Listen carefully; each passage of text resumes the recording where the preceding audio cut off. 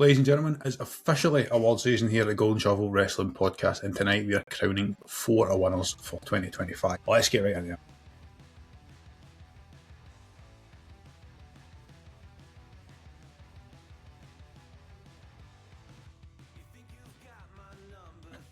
Alright, so we are here once again, full squad, full team. How are we doing, Bosco? How are we? I'm ready to dish out some awards. I'm feeling awardy today because it's now Christmas, so everyone can just put their feet up, fuck around, do what they like. So let's do what we like to do and talk about wrestling. And Daz, are we ready to strut like Obafemi towards the dinner table on Thursday? I am absolutely locked in. Picked up the last of the Christmas veggies today, and I am so very much looking forward to getting round that table. As we said, we're going to crown 4 award winners tonight on Saturday. Well, tonight ahead of Wednesday morning. For you guys, when you hear this or see this podcast, Saturday we'll see episode 2 of award season, where we'll crown the overall Golden Shovel, which is the name given to this podcast, of course, based on the idea that certain wrestlers in the past were known to use their imaginary golden shovels to keep down young talent. And next Wednesday, we'll have the final episode where we'll crown 4 more winners. Tonight, it's actually some of the earliest ones we looked at back in the preview to award season. We've got Tag Team of the Year, Best Feud, Best Event, and Women's Wrestler of the Year. We're going to start with Tag Team of the Year. Daz and I went through this long list way back in the second week of November. And the short list that we have at the moment, Daz, is Sol, Ruka and Zarya, Charlotte and Alexa, the more shitty, fuck's sake. Oh. Well, spoiler alert, they're not winning. The Motor City Machine Guns and Fraxium. Now, the first question is, are we happy with that as a short list? Do we think Dragon Lee and AJ Styles have done enough in the last 5-6 weeks to at least warrant being part of this conversation? Because we have enjoyed their work. I mean, they could warrant possibly being part of the conversation, but I don't think that I think if I hold them up against the likes of Street Profits, I don't feel like they've been better than Street Profits have this year. Street Profits couldn't make the cut, so I don't really feel... I'm happy with the list that we've collated. I think 2 from SmackDown, the division that has been the only tag division watchable on the men's side. And we've got Alexa and Sol and Zarya in there as well. 2 women's tag teams that have carried. So I'm really happy with that list, and I'm really looking forward to getting it broken down. I know Ross wasn't here when we decided on this short list. He was watching Rangers lose in Europe again or something like that. So yeah, I'm looking forward to getting his thoughts on this list. I mean, if you actually the obvious starting point, Ross, as a resident NXT expert, Ulrika and Zarya have been almost must-watch TV, and they've been a huge highlight for us when we have seen them on the main roster. Daz and I included them a little bit on the premise that although they haven't been a dominating tag team and they haven't necessarily been tag team champions this year, the purpose of them as a group was to get them over and get them established, and they've done that better than almost anyone else on, perhaps up until Obafemi's entrance in SmackDown the other week, done better than just about anyone else from NXT moving to the main roster this year. So that's why we had them. Perhaps fairly or unfairly, we would say that might not be enough to secure Tag Team of the Year from our perspective. It might not be, to be fair. It might not be, because it is a very, very good list, and that is 4 teams that, I mean, I'm in full agreement. This is the 4 teams I think that I would have picked based on how you guys divvied them up and how you kind of approached it. It's good. I've really enjoyed bits of all 4 of these teams, really, and yeah, massive NXT guys, so I'm obviously going to be rooting for them. Interesting though, who will take the award, because for me there is, if I'd go as far as 3 of the 4 of these could win it. Daz is going 2. I think there's 2. Don't get me wrong, I think there is a third too. Saunders and I spoke about this at length, and this is why these guys were included in this list. Is Motor City Machine Guns are almost like the foundation of that SmackDown tag team division. 2 vets. I think we called them the glue at the time, didn't we? The glue. It's what held them together. There was so much talent, so much young talent in that SmackDown division that these 2 guys were mainstays, and they continue to be. So they definitely earned their place in the list. But I think there's 2, much like you said, Saunders, I think that Sol and Zarya are in here on merit. But I think that we can all take a step back and say, if we're pinning them against these 3, they probably aren't Tag Team of the Year, having been the only tag team not to have held some sort of gold in that period. So for me, I think it's going to boil down to Alexa and Fraxium, and I'm really looking forward to how we make the case for a winner. I think it'll be on split decision. Might need to go to the judges' scorecards for this one. I love the fact that when I start the shortlist and this morning I couldn't be arsed typing out Charlotte and Alexa, and I put Charlotte, and you just seem to have run I'm with it. rolling with it, but I'm absolutely rolling with it. I'm rolling with it. I just finished taking Fraxium, and I thought, hold on a minute. Yeah, you've spelled that wrong as well.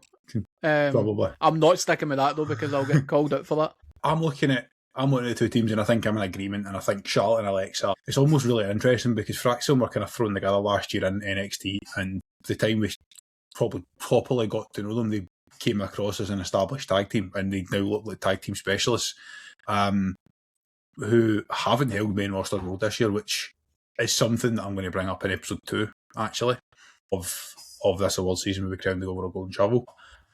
They are who I most look forward to watching when I see them. They've got a tag team match on a Friday night. I think they are incredible. I think it's a little bit of a throwback to some of the tag team wrestling that I grew up with. So I'm thinking late 90s WCW with the Filthy Animals or Rey Mysterio, Billy Kidman. I think you and I also compared them to, not necessarily Matt and Jeff, but that high-flying style or that quick wrestling style. Yeah. But you mentioned London and Kendrick. Yeah, that's who they remind me of, is Paul London and Brian Kendrick. That's who they remind me of. So obviously we always talk about nostalgia on this channel, so there is a little bit of that. But I also think that for a thrown together tag team, Charlotte and Alexa's storytelling has been a level above the rest of these teams this year.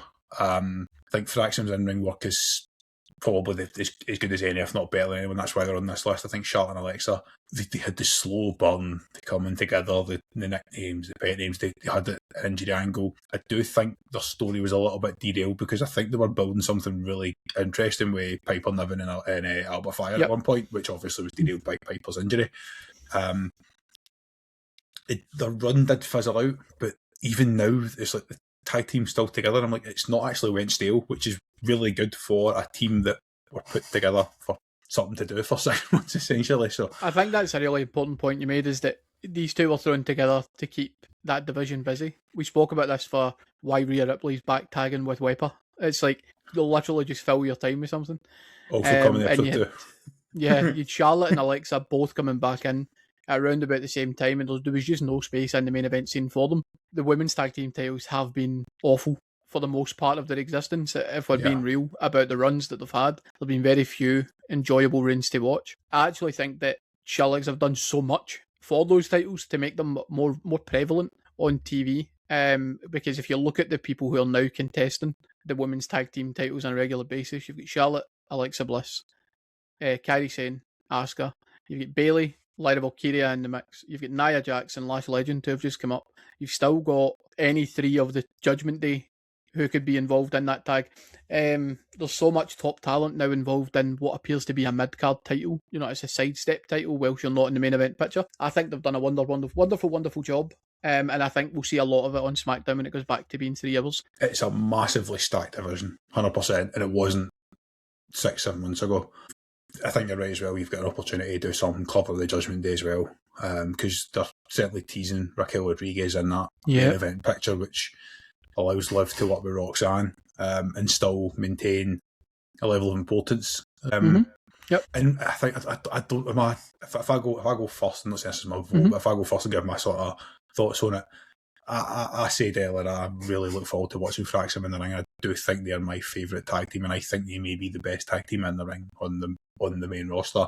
I'm almost tempted to say they just, by not winning main roster gold versus, as you say, Charlotte and Alexa re-establishing that division essentially single-handedly, to the point where it is one of the most interesting stories on the product right now.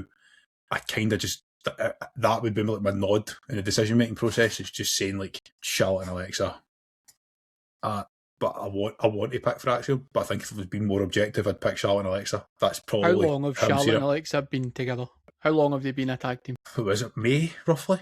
So 7 months? Post-Mania. Was it pre-Money in the Bank or post-Money in the Bank?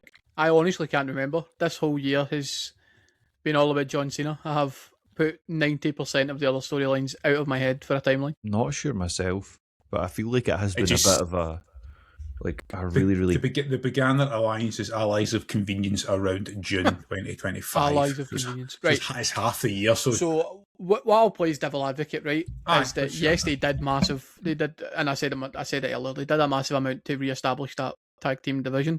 Have Fraxium been better over the piece of 12 months, or more important to their division over the piece of the 12 months than Alexa have in the 6 months they've been allies of convenience. It's probably how I would want to make that decision. And I think the SmackDown tag team roster would have survived without Fraxium. Yes. And over that period of time where they were putting bangers on when they were actually allowed to wrestle on TV. So I would probably go with Charlotte and Alexa for Tag Team of the Year because of what they did for their division, as well as being top stars. And in the mid-card, it's sometimes hard to pull that off. Sometimes it's hard to make that work. And what was possibly a cheap get them together so that we can break them up and have two top stars feud. They're still, as you said, Saunders, are still together right now. So something's obviously working. We're getting the best of Charlotte Flair out of this as well. I mean, we also called at one point earlier in the year that they should have thought of splitting them up just to save the main roster women's picture on SmackDown, and I'm glad they didn't, because I think I don't think it would have saved the main roster picture. I think it's been that bad, and then I think it would have severely damaged the tag team division. Yeah. Ross, obviously, it's 2-zip at the moment, but do you have a different opinion? Because I mean, I've just looked. Fraxium's call up officially was April 25th. So even they didn't have a full 12 months on the main roster, although they were champions in NXT before that and did the job on the way up, which we have to count because you've got to consider absolutely. Their roster, their NXT run was phenomenal as well. Mm-hmm. Yeah, no, I think those are all reasonable points, and I'm happy for Charlotte and Alexa to win. I think I would have still probably, even though I think that the valid points are there for the kind of disregarding, I think I probably would have just went for a slightly homer pick and Solric and Zayda just because I have really, really enjoyed everything that I've done. But you know, that way where I'm happy. I'm happy to, I'm not going to sit here and dig my heels in. I'm happy for Charlotte and Alexa to win it because I'll be digging my heels in episode 2 for anybody listening. I'll be digging my heels in about something in episode 2. I am ready for episode 2, by the way. But they've definitely had for a 2-hour podcast. They've had a little bit of everything, and I think that ultimately, if you're looking at it over the piece, if you've got a little bit of everything, you've always got a better chance of winning it, right? So I think they might be the first award winners this year. Yeah, it's the first ever Golden Shovelly for Tag Team of the Year 2025 goes to Charlotte and Alexa Bliss. Ultimately, the ability to give us something worthwhile watching in the women's division on SmackDown prevails over everything else. However, I will just pre-note that when we do Breakout Star or Breakout Stars, I think there's a conversation about Fraxium in that angle as well, because they came out absolutely nowhere to start the year and became must-watch TV. So no doubt this will not be the last time we talk about Fraxium. Of course, as Ross says, worth mentioning Solrica and Zari, who have got unbelievably over this year. And again, Solrica is one of these people that will absolutely be running for that Breakout Award. And of course, the Motor City Machine Guns, who are one of my favourite tag teams of all time. I've been watching them in TNA, and they're absolutely the glue and the reliable option on SmackDown should they need to make any changes to title holders over there, of course. Award number 2, we'll go Best Feud or Best Event. Anyone want to pick what one goes next? I like the idea of Best Event. I like that idea because, yeah.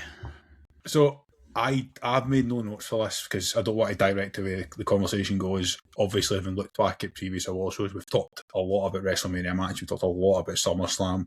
No matter what, the Royal Rumble always ends up one of our favourite events because it's the one that we always make a point of getting together to watch. Money in the Bank was really strong this year, and of course Women's Evolution 2 was certainly a peak high point, although when you look at the undercard non-main event card, it was a little bit they've just had to throw some matches on the card. So I'm opening the floor. As long as nothing from Saturday night's main event wins, I'm not caring. Let's see where the conversation goes. I had John Cena won his final match. It would be a stick on the Saturday night main event would have won it. Yeah, I'll kick us off with one that probably won't be a surprise given what we spoke about last week, but I'm going to throw in Elimination Chamber 2025 as event of the year. I'll also be making this case for moment of the year potentially, but that's not the only reason that I've picked this as the event of the year, not just because of what happened following the men's Elimination Chamber. I also want to consider what I put forward for match of the year and Sami and KO, and also the women's Elimination Chamber is possibly one of the women's best matches this year. The storytelling straight for the get-go with Jade Cargill returning and unleashing the knowledge that it was actually Naomi that attacked her and not Liv Morgan was absolutely peak. So yeah, I think Elimination Chamber 2025 has been one of the strongest showings this year, which is a shame for them because it came so early in the 12 months. Mm-hmm. The other case I would make would be Evolution 2. It's probably the one I enjoyed watching the most outside of Elimination Chamber.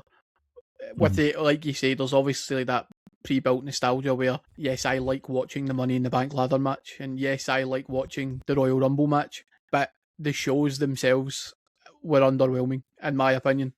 As a whole, if you take out the coveted match, whereas I thought Elimination Chamber with a match type like that, where it's now pigeonholed into an event itself, I actually thought the rest of the card was okay. It was good, with a good standard. So, I think the other match was Tiffany Stratton and Trish Stratus, if I remember correctly.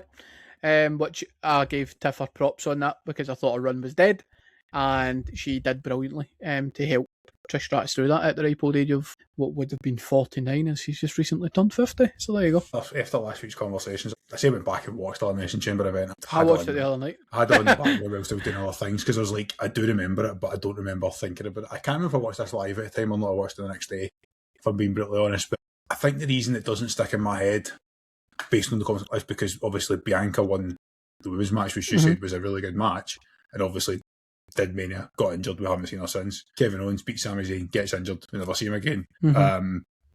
Everything else that John Cena did after that overshadows that match, so you actually don't think about it as a standalone event, but then when you look at it in the big picture, you had Naomi getting attacked by Jade Cargill, which obviously launched Naomi into this thing, which we at the time said Naomi to Raw as a heel was a great option.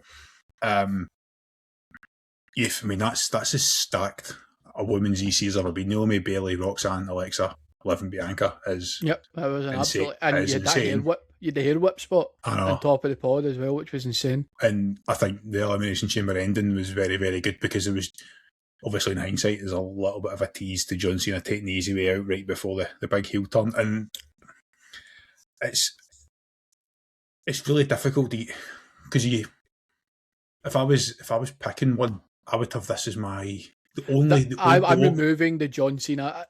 I'm removing beyond the pinfall or the tap out and the John Cena match from event of the year, because it's basically handing it moment of the year. If you vote it event of the year, you're voting that as the moment of the year. So I would take that out of consideration for it being the greatest event, because I think that is why people forget how good EC25 was, is because you get that massive ending. With Mr. Man burning Sage in the ring and all that. So yeah, I actually think the card itself, from the first bell to the last bell, I think it's a contender for event of the year, removing the shenanigans beyond. Do you have comments on EC, Ross, or anything you want to throw in terms of other events that are worth bringing up? From memory, I quite enjoyed EC, actually. I really, really liked it. I think that Daz makes a very valid point that it just came too early. It's just a real shame that it came too early, because you sit here and you think of all of the good and all of the not so good events, and it's kind of hard to pick it all apart in your brain. I think he made a valid point though, and the one that I would probably put forth as mine was probably Evolution. I think that event needed to be good, just because you know what the internet's like, you know what people in general like. If that was an all-women show and it totally failed, you just know what the discourse would have been like everywhere, really, not just in the IWC, but it would have probably kind of went outside that. But not only did they deliver, this was a banger from start to finish, and it was probably the one where there wasn't really too many moments in there where like you wanted to take your eyes off the TV when you were watching it. So I think that's probably the one for me that it maybe just edges it. Do you know, I'd like really think that they deserve an accolade from the three of us. I really hope that Daz knows that he is agreeing with his best pal Dave Meltzer when he mentions Elimination Chamber, because he did rank a lot of it really highly. I think the difficulty you've got in a card like Elimination Chamber is just before you go on, a broken clock's right twice a day. And Dave Meltzer's right one side, yeah. We've been highly critical of 4 match cards this year, but I think this is the strongest and best 4 match card they've ever had. Especially considering in order to allow 2 Elimination Chambers to get the right amount of time, to allow an unsanctioned match or a street fight to develop, you have to have a fill-in match, which means there's always going to be one match that's never going to reach the heights of the others. I think it's really difficult to compare this to a 5 match and a 6 match card. It's even more difficult to compare it to a 2-night card. I think last week we discussed at length when we did Match of the Year breakdowns, and we put Mania against SummerSlam. I think we gave SummerSlam the edge slightly. I personally have SummerSlam as my event of the year, because I think the main events stole the show completely both nights. Like, I think CM Punk Gunther was really good. the difficulty is, and the reason I knock it down slightly is that because Gunther's injury leaked, and then you saw him setting up the angle, it was like it had to only go. It could only go two ways. Punk had to win, or the cash in happened during the match. The cash in itself will absolutely be discussed for a moment of the year. You're right. We're either crowning the end of SummerSlam Night 1 or the end of EC moment. There's or the end of Evolution 2. Well, or the end of Evolution 2, exactly. So the three events that we're talking about here are all events with the best moments and the best matches. And I think that had we had the foresight and created a separate award for the Big Four, I think SummerSlam absolutely walks it. Oh, in terms of 100%, the Big Four, I think it was like marginal, like a considerable margin better than the rest, and that's without the surprise at the end of night 2 as well. That's removing that for the conversation because it's a bit hot topic. Just refreshing the card on Evolution 2 because I do remember it. I couldn't, for the life of me, I knew there was another title match and I couldn't get it, but it was JC Jane and Jordan Grace, which was a good showing for JC Jane in that match as well. The only thing that puts me off about not even puts me off, the only match that I felt, it's like you're saying, trying to compare a 4-match card that's got 2 studded events in it, that's got 12 of the best talent that you've got available against a 6-match card, is the women had a battle royal. And I always feel like, especially in events like that, it's just a case of we're having this battle royal just so that all of the women can be involved in this show. And I understand why they do it, because you only get one show a year to themselves. So I understand it, but I don't feel like it did anything for anybody in the main roster. However, the NXT ladies looked very good in it, particularly the one that's now cutting about next to Nia Jax. But yeah, I mean, the card itself was really, really good. We had potential match of the year in it as well. So it's funny how all of our awards kind of overlap into each other. We also had, I'm happy for either show to win it, if I'm honest. Evolution also had a match that we haven't talked about yet. I really saw it. The opening triple threat match with Becky, Bayley and Lyra was a fucking unbelievable match, which I'm probably going to talk about in about 5 minutes' time. But I think if we're narrowing it to two, my personal vote goes for Elimination Chamber, because I think that not only, it's easy to say it was early, but I think it sets up so many of the stories that we've carried on throughout the year. I think it's so important. And I think I'm looking at the women's Evolution card just now, and the kind of middle 3 matches are timed like filler matches almost. The Evolution card can't happen without Elimination Chamber. The way that it's built. That's a fair point. I would go Elimination Chamber on the same basis that it did a fantastic job of setting up the year in terms of what was to come. Unfortunately for Bianca, she did get injured, and so did KO, which is a real shame for both of them individually. But I think in terms of what this podcast is all about, it's diving into the storytelling and long-term booking nowadays, because that's what it's all about. I thought they'd set up perfectly for this year, and I do think that sometimes we need to cut them a bit of slack because you lost. In my opinion, Kevin Owens would have been world champion at some point this year had he not got injured. I think he would have been. If he hadn't been, he's winning the golden. He'd have won the golden trouble because he's worked so good.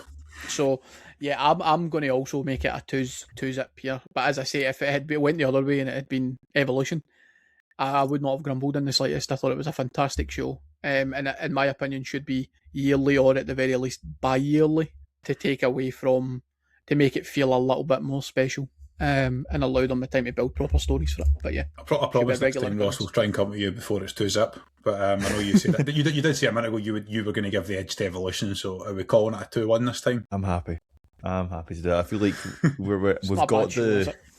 we've got the categories here where there's no bad winner here out of these two so far. There will be blood in episode 2. There will be scraps and all sorts.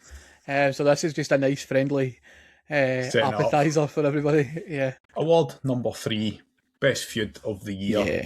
I struggled with this a little bit, trying to pull together you didn't want to watch Seth Rollins and CM Punk fight forever. So this is the issue I had with this, and it's something we're going to talk about for 2, so I'm not going down too much. But the amount of stories this year that were subject to quote unquote long term booking, which then had injuries and other things interfere, which meant that they just died before they got good.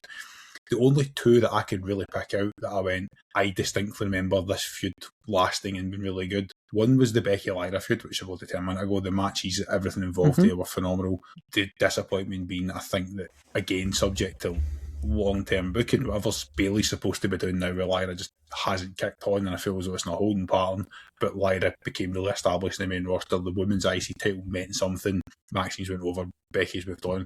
The other one that stood out was KO versus Cody, but that was literally the first feud of the year. And again, my knock on that feud, I'll come to you next, Ross, to make sure you're voting before it goes 2-0 this time. But if we get your points in, but my knock on that feud would be because of when it happened and because we all kind of knew Cody was penciled in for Mania, it was very predictable. They're the two that stood out in my head. And I was racking my brains going, Rollins Punk hasn't really got the outcome we wanted. Rollins versus Reigns isn't going to get the outcome we wanted. Dom Mysterio versus Penta didn't really go anywhere either because Penta got injured and it was bubbling up really nicely. Gunther versus Jey Uso was fine, but now looking back, having Jey Uso win that many looks completely stupid. I really struggled with this, genuinely, for the first time. I think in 3 or 4 years, there was no long feud that I went, I really enjoyed that feud. I think it's because it's been a year like that where there hasn't been, with the exception of Cody Rhodes and Drew McIntyre, a feud that just keeps on happening over and over again, really. And that one's one that we're not massively a fan of. I think a good feud to kind of chuck into the ring is Becky and Lyra. I think that's something that we probably have to mention as a really, really good one. And that was a feud that lasted probably longer than we think. And we were concerned that it was going to get stale, but then it just kind of didn't and came to a really nice conclusion. And then both kind of moved off and everyone was all happy. Good wrestling really put Lyra into the spotlight and she was able to shine. She's won, well, they two, this feud, however you want to frame it. It's one that we have to consider, I think, because I think you're right. I think you do make a valid point that there hasn't been any sort of an awful lot of mid-term feuds that have caught the eye this year. I only have one other really to throw in the mix. Triple H versus pulling the trigger. Well, no, that's getting shoot the golden shovel. That's getting the golden shovel. Let me tell you. Could be a really short episode. Could be open and shut case. No, the only other one I would probably throw in, because it has been tricky in terms of short feuds, especially on the mid-cards, because Gunther held it for what seemed like an eternity the year before, then became world champion. The IC title was a bit on and off at the beginning of 2025, obviously, with Braun Breaker, the GOAT, then picks it up and has done phenomenal work with it. But hasn't really had a really appealing feud other than AJ Styles. But that's not the feud. I'm going to go to the other brand for a mid-card title feud. And I actually really enjoyed Solo and Jacob Fatu. I actually really enjoyed the work that they did together. And the reason that I think it should be considered is in the same breath as Becky and Lyra, which was probably a better rounded package. And I can probably see where this vote's going to go. But I also think that this was one of the short-term feuds where the right person came out on top in it. And Solo went over as champion, and Solo went over in the feud and looked good. And then obviously they took the title off him to service what was Sami Zayn nonsense. But we'll get to him as well. But it did it in terms of what a feud should do. Like, if you want to go really old school and strip it back, if you want to pretend you're playing GM mode, the whole point of a feud is get two guys together, get them to go back and forward, bang, bang, bang, and then ultimately have a payoff. And the payoff is the guy that should have won the world title wins the mid-card title because you don't have a world title to give him. So it was good. But if I put my thinking hat on and say, did I prefer it to Becky versus Lyra? I did, until Becky versus Lyra get renewed for the third time. Because at first I thought, wow, that was good, one and done. Then we did it again and I thought, right, this has run its course. And then we did it again and I thought, no, this is actually really, really good. So I just wanted to throw another name in the mix. But you know the interesting thing is, I don't disagree with that as a shout. Spoiler alert, have the booking of Solo Sikoa for the Golden Shovel conversation, which is why I would struggle to put it in here, because it showed what he can do, but it's then I don't feel as though I could give him that. It's probably semantics, but it's splitting hairs at this point. I think it's disappointing that we're actively racking our brains, and I'm scrolling through my notes here. from previous episodes as you're talking, trying to say there must have been one more, but I suppose the only other feud I can really think of is Cena versus Cody a feud. Naomi and Jade. I suppose they did have a long-term feud. Do you know what I mean? It went for AC all the way through to her winning the title. Do you know what I mean? Like Evolution. That is a lengthy feud. I don't like Jade Cargill. There's no getting away for that. But I actually think that I like Naomi twice as much, so it didn't really matter that I didn't like Jade Cargill because I was loving what Naomi was putting out there. So, yeah, I'm going to put my vote on one of the two mid-cards, and I'm going to put the vote on Becky and Lyra. Roscoe, you want to? I mean, I did put their name forward, so maybe I'm quote-unquote getting my way, but yeah, they're the ones that I would give as well. I've really enjoyed what the pair of them have done since then, and I enjoyed what they were doing before then, so for me that's like the perfect way to a feud, as you say, is it is elevated. They've had a back and forth and they both come on and done stuff, so yeah, I think it's unanimous then. I'm more than happy with that. I definitely had it. It was the first one I put back onto my notes when we were prepping for this because it was the one that we talked about the most. I think it's very unusual for the up-and-coming talent to lose a feud and still come out looking stronger, which is testament to the work they put in. Lyra's get the full package, and I do really hope they move towards a world title picture in the next year to 18 months. I think she's earned that right. Third award, Feud of the Year, Becky Lynch versus Lyra Valkyria, which textbook, mid-card, experienced top wrestler versus up-and-comer, almost perfect. The final award of the evening is the Women's Wrestler of the Year. Now, we shortlisted this to 2 because we basically couldn't pick 4 without picking 6, but we agreed that 2 at the time ahead. Basically. Yeah. I do think this is worthy of a little bit... We had fun picking this list. Noting that we're trying to keep these short. This is probably worthy of a little bit more of a conversation because the criticism of the booking in the WWE is valid this year, and there was a lot of criticism that Triple H and the team could not book Rhea Ripley away from the world title picture, and for most of this year they've kind of proved that they can. Now it looks like, can you book her away from the world title picture without her teaming with Damien Priest is a valid concern, because that is annoying the hell out of me on a Friday night. I do understand that these are pre-tape shows happening right now, and if you're talented, you might as well have them double duty and make some money, but before I give a couple of you first, Ross, make sure we get good balance here. Is there anyone else? Because I think you missed that episode as well. This was the same one as the tag team. Aye. Did you bring? Would you want to bring anyone else into that conversation? We did record this 5-6 weeks ago. There is opportunity to say somebody said Stephanie Vicaire. We mentioned a great ear. She's in the Nikki Bella vortex, for example. But I know you're a huge fan. Yeah, no, absolutely. I feel like I can kind of understand that. I feel like 2026 could very well be your year, to be fair. I think there's a lot of ones that you could actually chuck in here that could win this and could be good shouts. Like, I really feel like you could have had someone like Becky Lynch in there in terms of some of the stuff that she's been doing. She has been fantastic, elevating titles, bringing in feuds, the whole kind of lot that you want.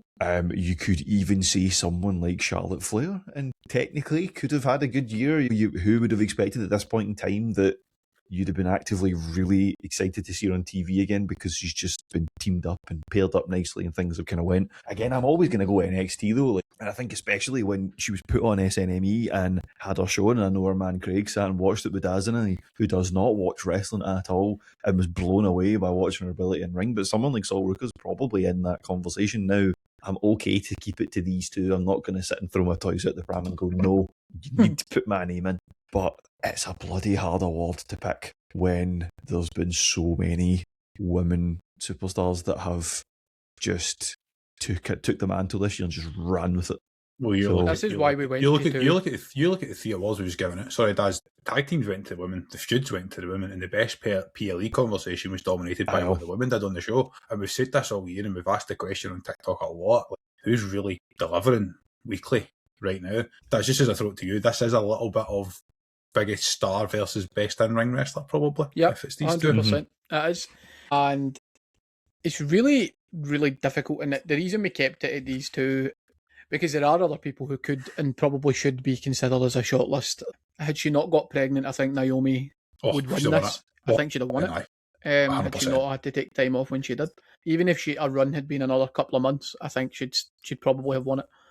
We just never got enough of her as champion, unfortunately. We spoke about this at length. You can't have 4 or 5 match of the year contenders and not be the only 2 available for Women of the Year when you're consistently putting on that level of match together with each other, against each other, and triple threats and fatal, whatever it might be.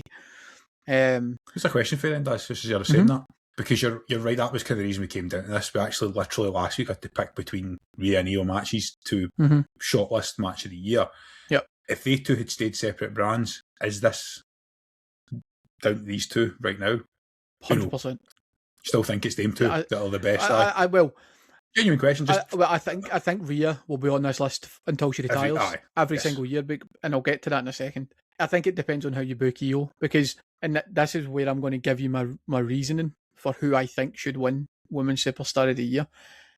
And I'm going to start with Io Sky and say that Io is the best. I've said this multiple times on record, that Io Sky is the best wrestler in the world right now. In terms of technical ability, whether it be man or woman, I think that Io is the best technical wrestler. However, I cannot look past how the first 4 or 5 months of her year were booked. If you take out what was potentially match of the year, as we spoke about, the triple threat match, which was incredible, we were really critical of the 2 women's title reigns post WrestleMania, in the sense that they were awful. Tiff's was awful because of the in-ring action that was happening, which probably wasn't her fault. Io just wasn't allowed in the ring, which is also not her fault. Do you know what I mean? But in my opinion, there can only be one winner, and I've said this again multiple times. Rhea Ripley has transcended anything that women's wrestling has ever seen before. She's gone above. She's probably sitting on that Stone Cold and The Rock level for women's wrestling now, where she does not need to be. Just, if you hear This Is My Brutality, you're going to get that Stone Cold-esque pop from now until she retires, whether she's a face, whether she's a heel, because I don't think they can book her now as a. She will never get booed. It's never going to happen now. She's never ever going to get booed anywhere. See, unless she. The only way she can get booed if it turns retired John Cena or something like that. Do you know what I mean?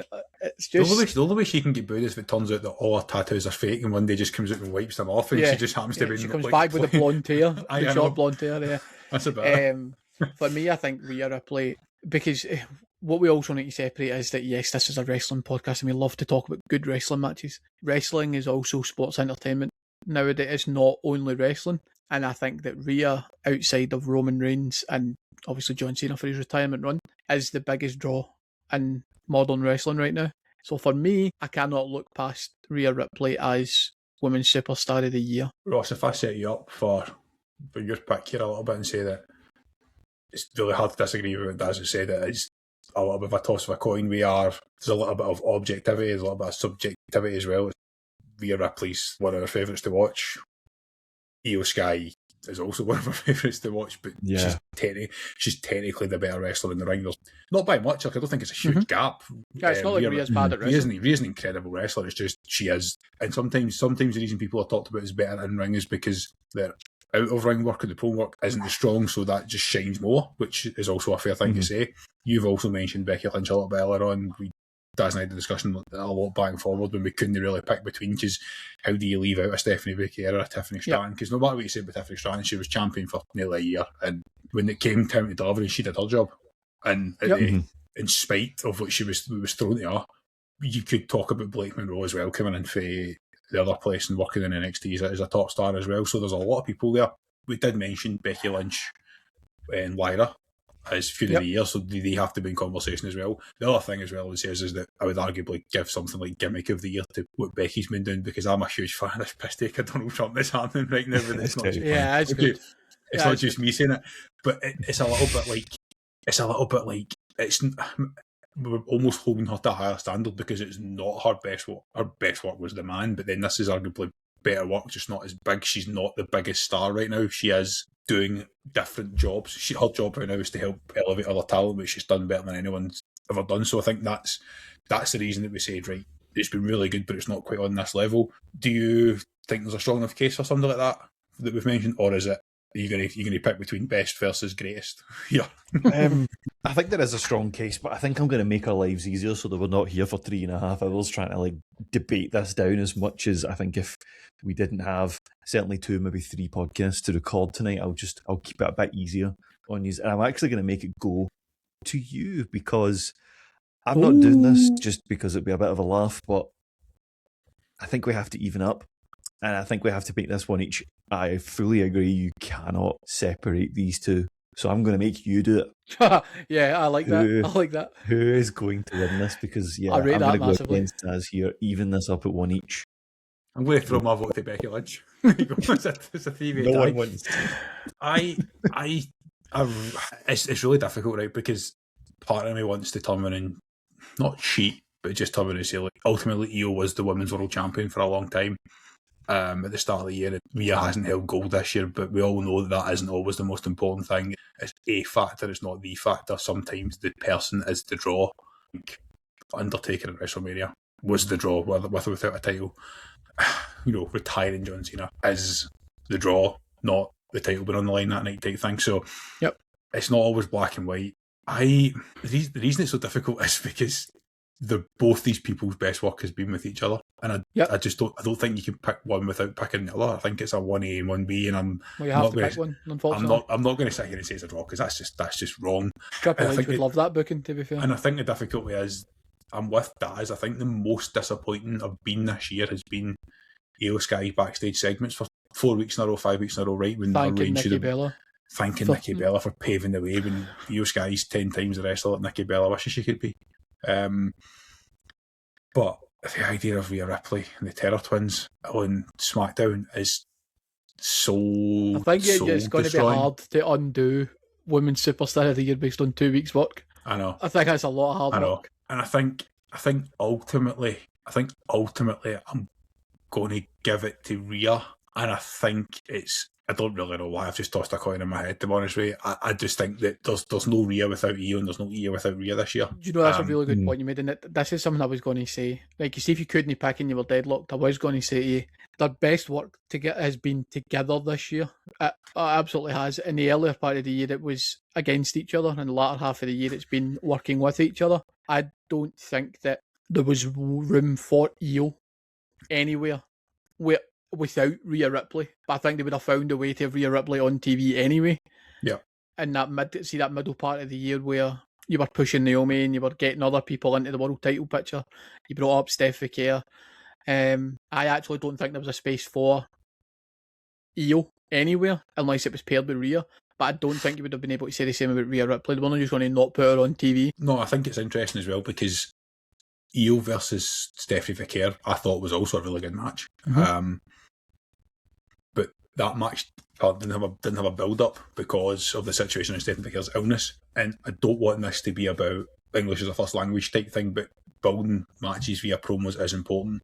When we see Io's personality, she's brilliant to listen to, but obviously in the social media age and the high-paced environment as WWE, she doesn't get a lot of mic time. It is dominated by Rhea. So it's like trying to balance up saying, could she build a match and a promo in the same way Rhea Ripley could? Perhaps not. So I don't want to punish Io for that. I don't think there's anyone in the women's division who could. No. So that's what I'm saying. I don't want to punish Io for essentially for coming from Japan, but I don't want to then say, right, I'm going to write that off and not count that for Rhea either, because that's also not fair. She's good at it. She should get credit for it.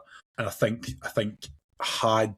see if Io Sky had, this is how tight it is, see if that feud with Stephanie Vicaire had a 3 or 4 week build, which she should have had. It wasn't a feud, it was a one-off match, and Io had built that up, and she had got because in the match she put Stephanie over, but if she put Stephanie over the course of a period of time, I think I'd be sitting here saying, because that feud would be the deadlock. To be fair, the perfect way to have a non-native English speaker go over strong in a promo is to have them paired with another non-native English speaker. Because it detracts away from the fact that you're in the ring with a top talent and you're being cooked because you cannot get out what you're trying to say. But if the other person opposite the ring and you speaks in an even harder to understand language, you are just automatically going to look better. You're going to become more akin to the people listening because you're easy to understand than the other person. And that's, like you say, you can't punish people because of where they come from. But the fact she comes from Japan makes her the best technical wrestler. And this is the way it is. We're giving her credit for having a Japanese style background. Yeah. In the same way that we're going to give credit to somebody that we're about to talk about in episode 2.